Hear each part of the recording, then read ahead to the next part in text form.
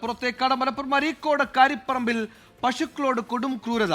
തൊഴുത്തിൽ കെട്ടിയിട്ട് പശുവിനെ കുത്തിക്കൊന്നു. മറ്റു 3 പശുക്കളെ കുത്തിപ്പരിക്കേൽപ്പിച്ചു. കാരിപ്പറമ്പ് സ്വദേശി ഇജാസിന്റെ പശുക്കൾക്ക് നേരെയാണ് ക്രൂരത. പ്രതിയെന്ന് സംശയിക്കുന്നയാളെ അരീക്കോട് പോലീസ് കസ്റ്റഡിയിലെടുത്തു.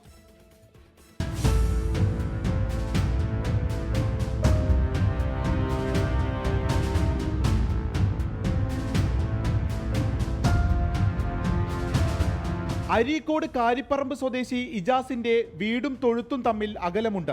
പശുക്കളെ നോക്കാൻ ഇന്നലെ രാത്രി 9 മണിയോടെ തൊഴുത്തിലെത്തിയപ്പോഴാണ് ക്രൂരത കണ്ടത്. ഒരു പശുവിനെ കുത്തിക്കൊന്ന നിലയിലായിരുന്നു, മറ്റൊന്ന് പാതി ജീവനുമായി കിടക്കുന്നു. 2 പശുക്കളെ കൂടി കുത്തിയും വെട്ടിയും പരിക്കേൽപ്പിച്ചിട്ടുണ്ട്.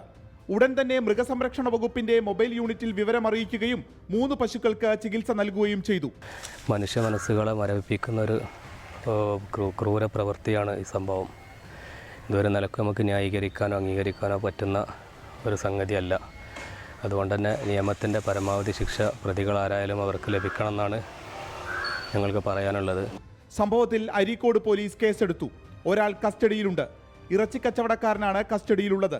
ഇജാസുമായുള്ള സാമ്പത്തിക തർക്കമാണ് പശുക്കളെ ഉപദ്രവിക്കാൻ കാരണമെന്നാണ് പ്രാഥമിക നിഗമനം. കൂടുതൽ ചോദ്യം ചെയ്യൽ നടന്നുവരുന്നു. പശുവിനെ പോസ്റ്റ്മോർട്ടം നടത്തി. 24 മലപ്പുറം.